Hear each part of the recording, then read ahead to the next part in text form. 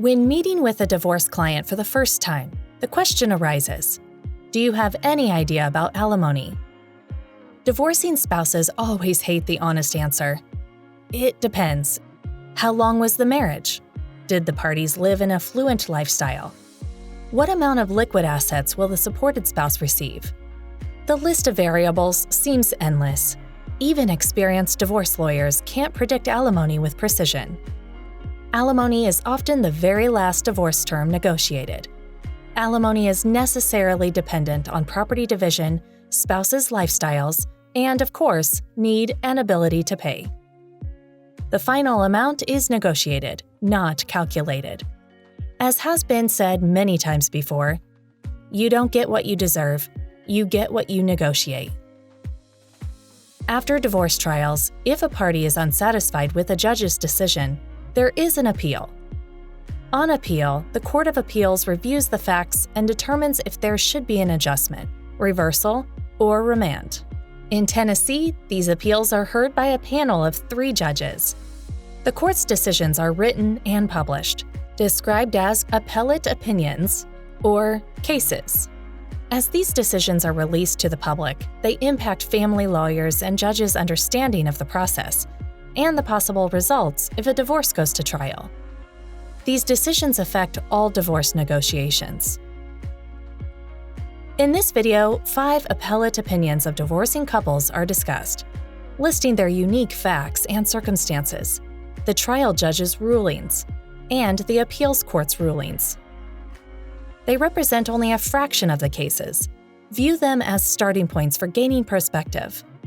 All of these opinions are public record, available on the internet, and summarized in the Tennessee Family Law blog's alimony cases sorted by length of marriage, not by age of the parties.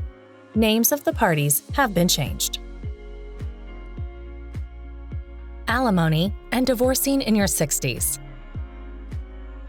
In many divorce cases, an underlying assumption in the alimony calculation is that both parties will be employed to some extent after the marriage ends.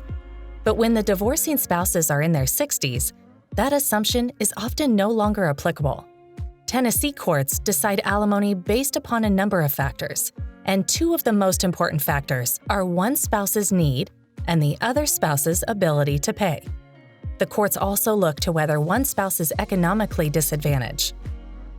When the parties are in their 60s, those determinations are entwined with issues involving pensions, whether and how soon a spouse will retire, and even whether health issues will prevent one spouse from earning income. Every case depends on its own facts, which is why it's important to consult with an experienced lawyer who will ask the right questions.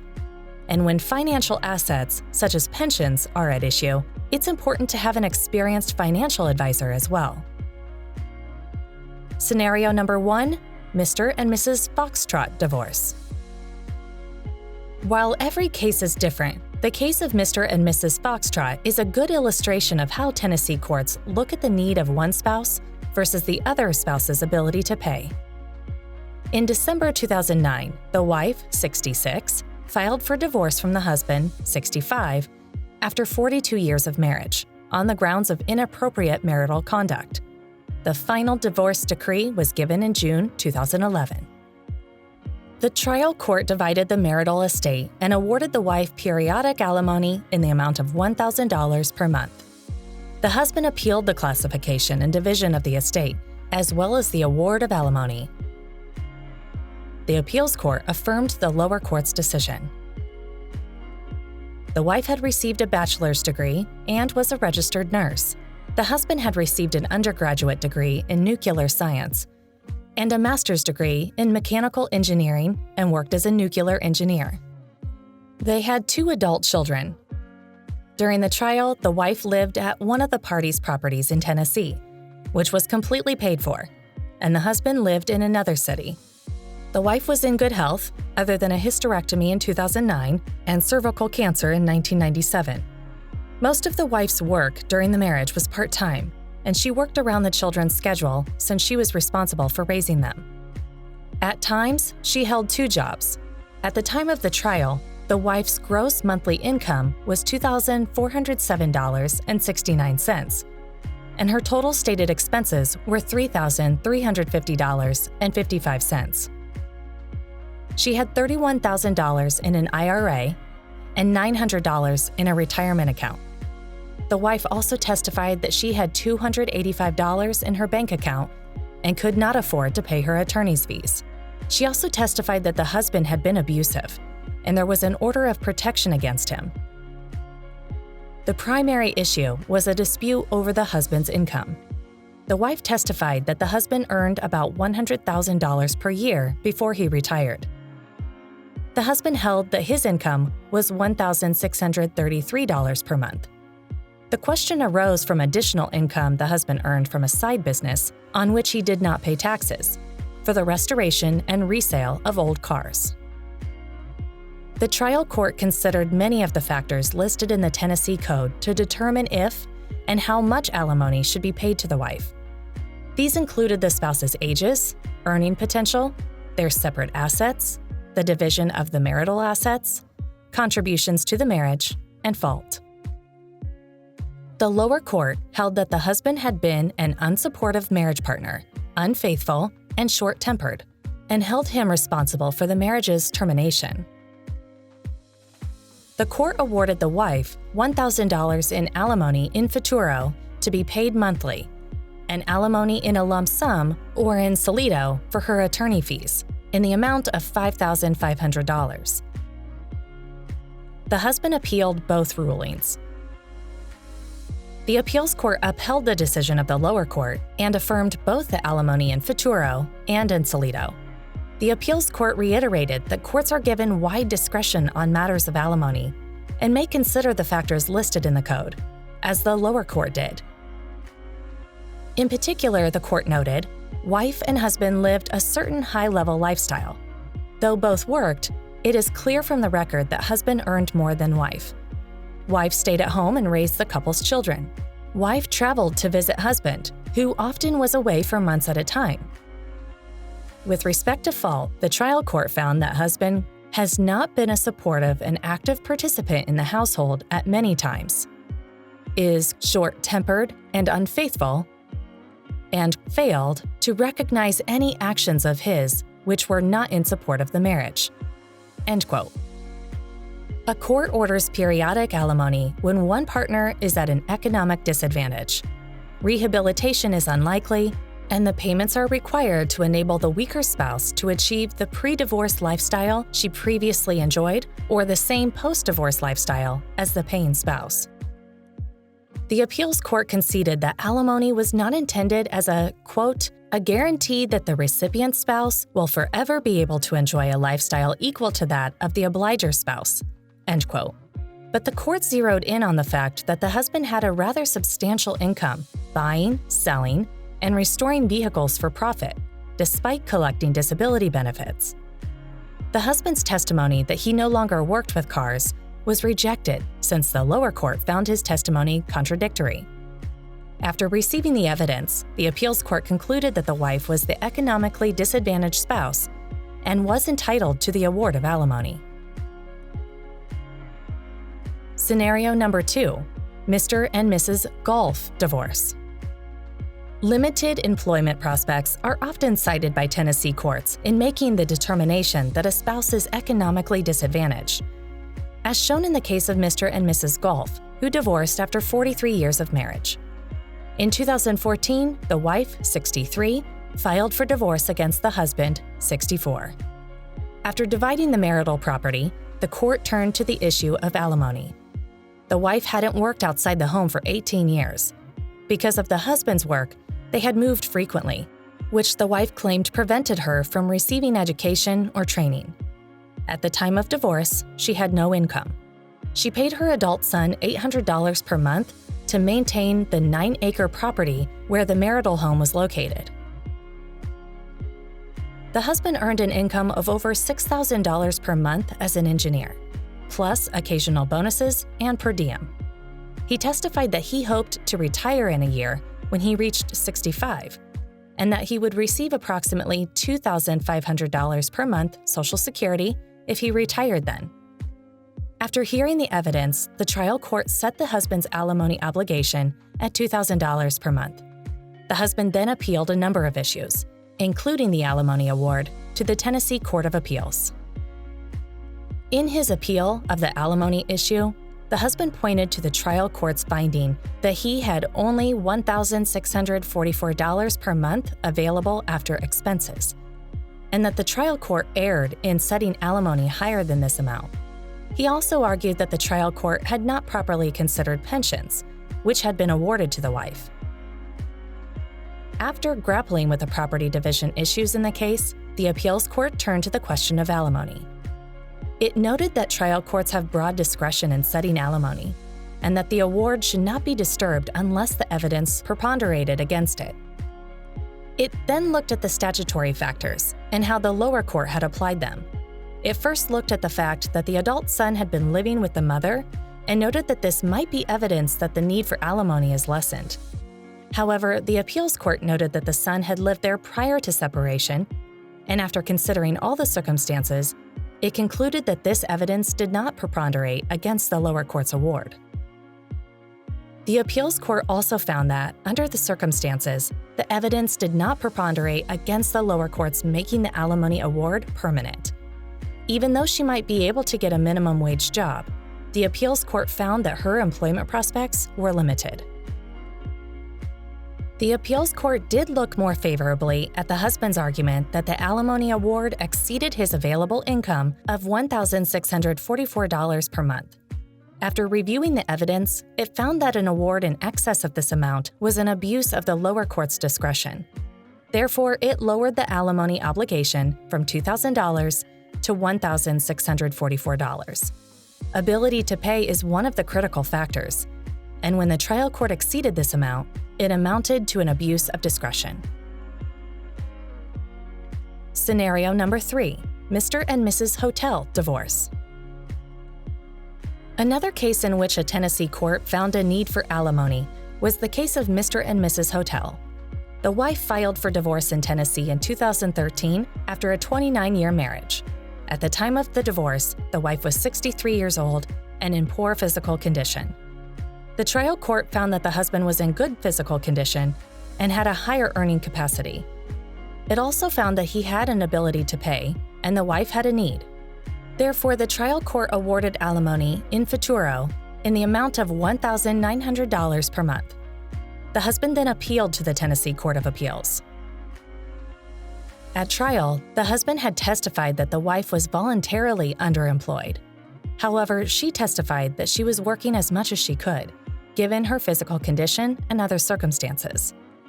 The appeals court then examined the evidence. The husband was a letter carrier and earned about $61,000 per year. He was eligible to retire at age 63, but stated that he had no plans to do so at that time. The wife, on the other hand, had a shoulder replacement, which resulted in permanent nerve damage. She had also had replacement surgeries for her hips and for the other shoulder, as well as other health conditions, with her having 7 different prescriptions. She worked as a substitute teacher. The husband testified that she had frequently turned down substitute teaching positions, but she testified that she could only work a few days per week when she was feeling well, and that she had only declined jobs because her physical condition couldn't handle them. Her gross income from teaching was about $300 per month. She showed expenses of $2,909 per month. The appeals court concluded that the evidence did not preponderate against the lower court's findings and affirmed that the wife was not voluntarily underemployed. Scenario number 4, Mr. and Mrs. India divorce. In most Tennessee cases, an award of alimony is in the form of cash, a set dollar amount per month.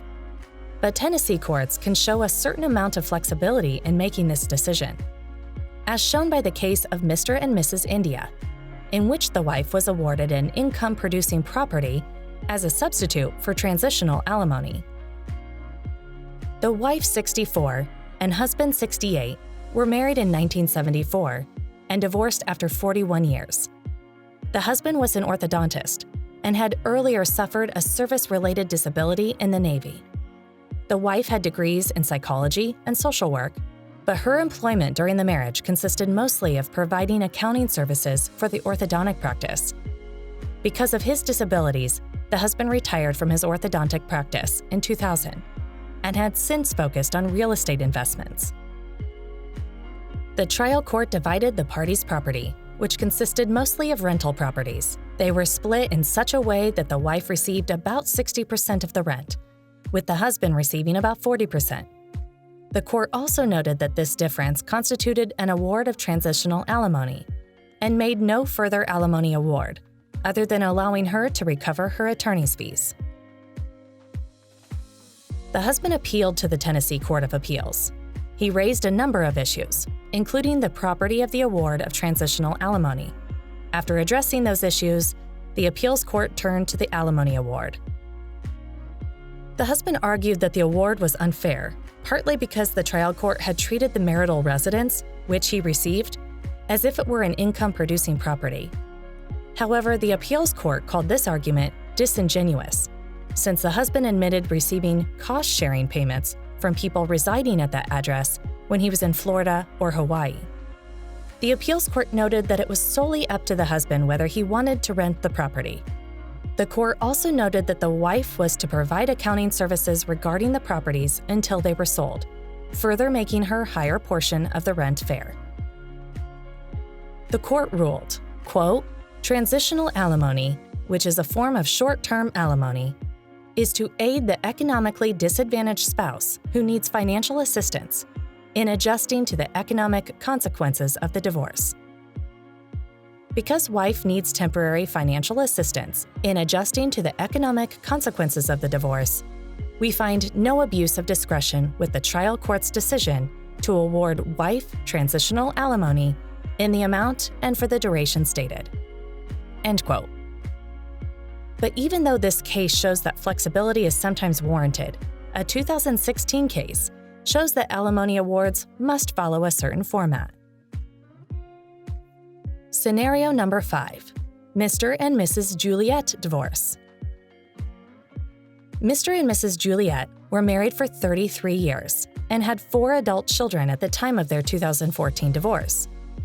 At the time of the divorce, the husband was 65 and earned a monthly salary of $3,700 as a salesman, along with commissions. Between 2010 and 2013, his total earnings averaged about $159,000 per year. The wife was 62 years old and had a graduate degree in anesthesiology. She had worked as a nurse anesthetist until about 2002. Until about 1990, she had earned a greater income than the husband. Since 1992, she had experienced various health problems. For example, she underwent surgery after being diagnosed with cervical scoliosis. The wife took the position that she left work in 2002 because of these health problems. The husband, on the other hand, argued that the wife was asked to leave her job until she got her narcotics cleared up and that she abused medications and alcohol. The husband admitted to an affair. After hearing the evidence, the trial court granted the divorce on the grounds of irreconcilable differences. It divided the property and then considered the issue of alimony. The lower court found the wife to be the disadvantaged spouse and held that the husband had an ability to pay. The court awarded $1,000 per month as transitional alimony, plus half of the husband's quarterly bonuses. It also awarded the wife $300,000 alimony in solito to compensate for differences in value of the property awarded. Both the husband and wife appealed. The husband argued that the support had been miscalculated. The wife argued that she should also have been awarded alimony in futuro. After addressing some preliminary issues, the Tennessee Court of Appeals turned to the merits of their arguments. The husband's primary argument was that the award of the percentage of the bonus was improper, and instead, the award should have been for a specific dollar amount. The appeals court agreed and noted that the statute called for some definite amount or amounts. It cited a 1987 case in which a court had interpreted this provision to prohibit awards of percentages. It pointed out that it was proper to consider the asset in making the award, but the award had to be a fixed dollar amount. For this reason, the appeals court vacated the award of alimony and remanded the case. The court also agreed with the husband that the award had been properly characterized, and there was no need to designate the award as being alimony in futero, as requested by the wife.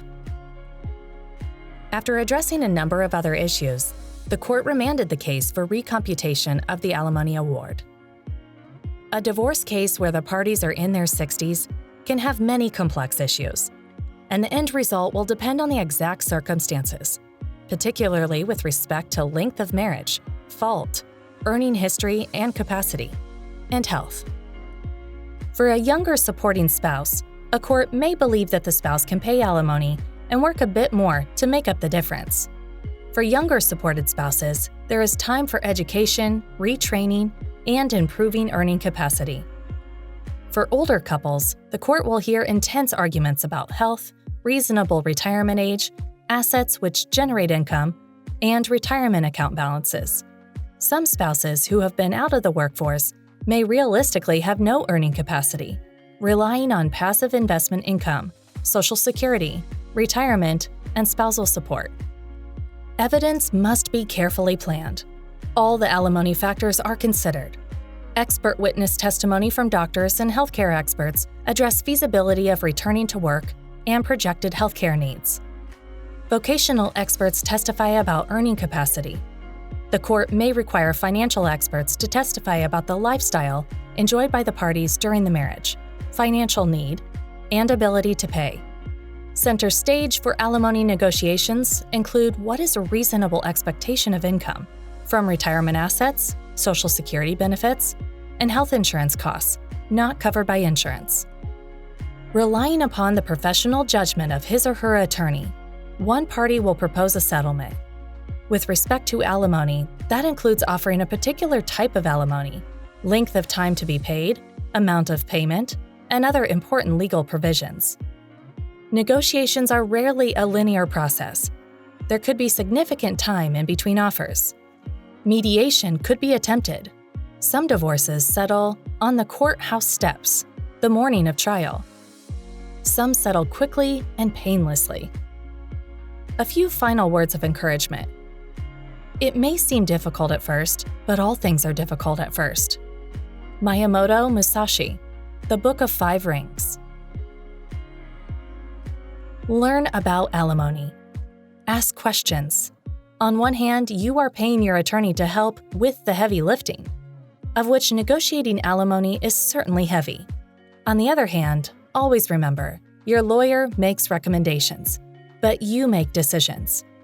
While your family lawyer may have a favorite negotiating style, never be afraid to ask, "Why are we doing this and not that?" When you sign your divorce settlement, you want to be comfortable knowing your legal options and financial decisions make the most sense for you. To learn more, visit memphisdivorce.com, Tennessee's most comprehensive free online family law legal resource. memphisdivorce.com answers hundreds of frequently asked questions on divorce, alimony, property division, custody, and more with videos, and hosts our Tennessee Family Law blog. Check out Miles Mason's author page on Amazon.com. He is the author of 3 books, including The Tennessee Divorce Client's Handbook, now available on audiobook and Kindle. Discover all you can learn with Miles Mason Family Law.